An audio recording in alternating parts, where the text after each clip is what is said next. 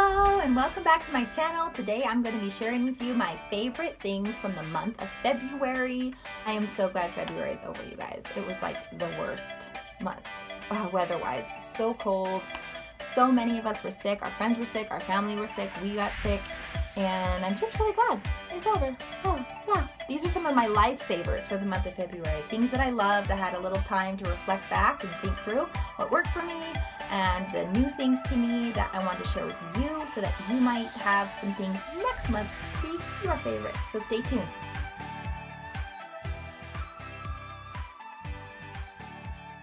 First thing I want to mention is I bought a few new Old Navy jeans. I had been looking all over town for some comfy jeans with a little bit of stretch and a higher rise to hold in my mommy tummy, and I found them. I bought the Old Navy Rockstar skinny jeans and I absolutely love them, you guys. I did a little series on dressing for your mom bod on my IGTV channel if you want to go check that out. It's pretty fun.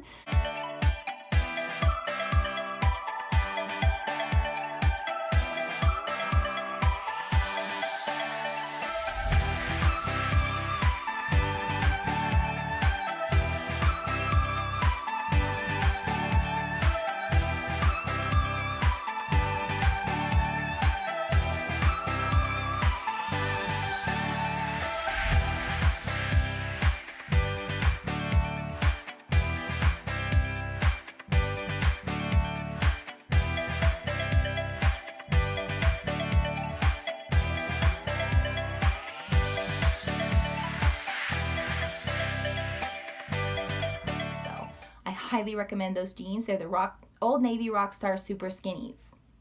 The next thing I love this month was following Detoxinista on Instagram. She is a fabulous cook and she does all kinds of great videos and helpful tips and recipes and stuff for eating healthy. I don't follow her diet protocol. She is primarily, I think, vegan or vegetarian, but she has some really great recipes. And the thing that I absolutely loved that I never thought I would say on here, you guys, just hold the phone here, because any of you that know me know that I am a coffee lover. I'm a coffee drinker.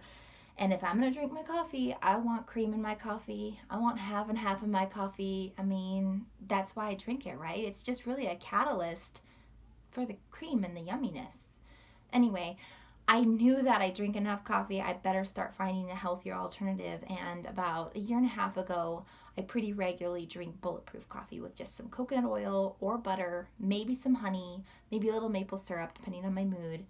Okay, so you guys, I saw on her stories, she made this vegan latte and it was like all foamy. And I was like, wow, that's amazing. What would she put in her latte to make it all foamy like that? So I checked it out. This is what she put in it. Dates and almond butter. Actually, just like one date and almond butter. I'm serious. Yeah. So I made it and it tastes really good. It's not like, obviously it's not like buying a Starbucks latte, you guys. So please don't come back and be like, it was disgusting. Why would you even recommend that? It's just like, for me, it's healthy and it tastes good. I want to drink it. I'm not gagging my way through it in the morning because that's not what I want to be doing at 5 o'clock in the morning when I'm drinking my first cup of coffee. But I actually really like how the almond butter and the date give me kind of a little nourishment and a little pick-me-up, I think, in the morning. The coffee doesn't hit my stomach as hard and I have a little more prolonged energy before I eat my breakfast. I usually eat breakfast with my kids at 8, so that's like 3 hours. Totally want to be a weird, crunchy person like me? Give it a try. The next thing that we did new this month was I had my big kids take a day making breakfast, just the 3 of them. So it's just 3 days a week, but it gives me a break. It gives me a little bit more time for things like this. And they've been doing great. I think they really love it. They're also kind of my helper for the day that day. They're going to be in the kitchen for dinner time helping me then, and I can call on them for help with the little guy or whatever, and they kind of know it's their day and they just have to do it once a week, and they're a lot more willing and a lot less whiny about it, and they actually really, I think, love it. They like having the responsibility, and it's blessed me so much. So I highly recommend it if you've got older kids. The next thing that was totally new for me this month, which was also recommended from Detoxinista, was hemp protein powder. You guys know, if you follow me on Instagram, that I really like drinking green smoothies. I drink them regularly, especially after my workout, and I just was like, I can't put this whey protein powder in there. The good quality stuff was just too expensive for me, and I was trying to find an alternative. So I started using hemp protein powder recommended by her, and I actually really like it. I think it makes me feel fuller longer, and it does have a little bit of a grassy, seedy flavor, but because I'm drinking a green smoothie anyway, it's like, I don't even notice it. So if you're really sensitive to that stuff, it might not be for you. I also cut through some of that green flavor in my smoothies by adding some citrus in there, like a little orange juice, a little mango, something like that, and that really helps cut through that bitterness. So I definitely recommend hemp protein powder. So speaking of protein drinks and working out, I did a new workout this month. I tried the bar method. Let me know if any of you guys have done this method before. So I wanted to find something that I could do in the mornings when I wasn't really warmed up, because I felt that was the only time available for me to work out, and I just wasn't able to make it happen out in the garage where I usually love working out. My husband has a pretty clean, organized garage, and I love going out there and running on the treadmill and lifting my weights and stuff, but it is so freezing cold out there, you guys. Like, I would have turned into like Frosty the Snowman out there, seriously. So I needed to find an alternative, and in the morning I was so stiff I couldn't like do any high intensity stuff. I didn't want to be jumping around in my living room, waking up the rest of the household, and nothing was really working for me. So I thought, you know what, I'm just gonna try this bar method. It's better than nothing. You know, I always say if I'm doing anything, I'm lapping myself on the couch, right? And honestly, you guys, I was like sweating and I was sore after every workout in places I didn't really know I needed to work out more, or muscles I didn't really know I had. And so it was really, really great. I totally recommend looking up the bar method. I was actually using an app that gave me a free 7-day trial, and then I actually signed up for a month because it was like $1.99, and I was enjoying the videos. That is the Fit Bar, I think, app, if you want to go check that out.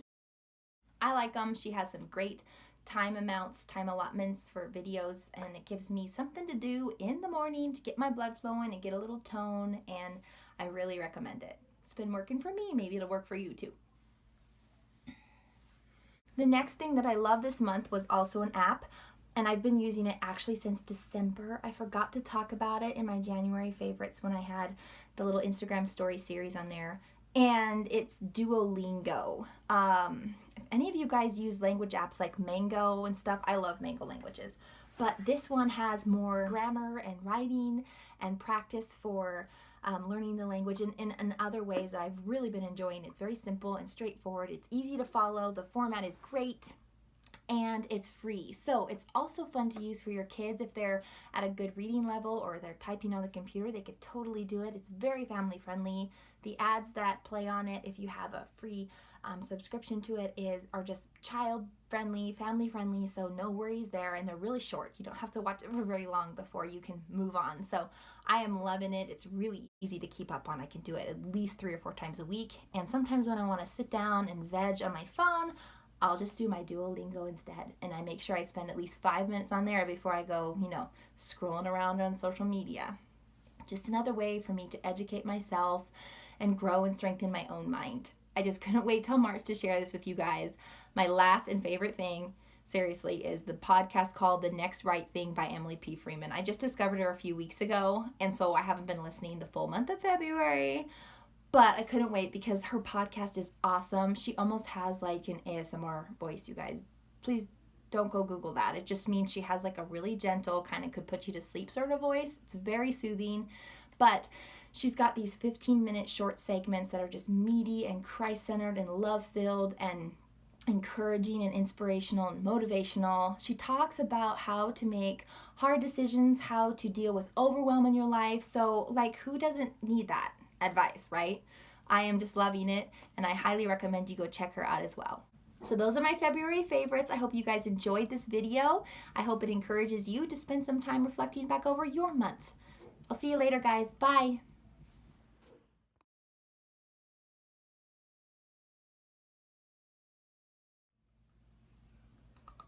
This month to reflect.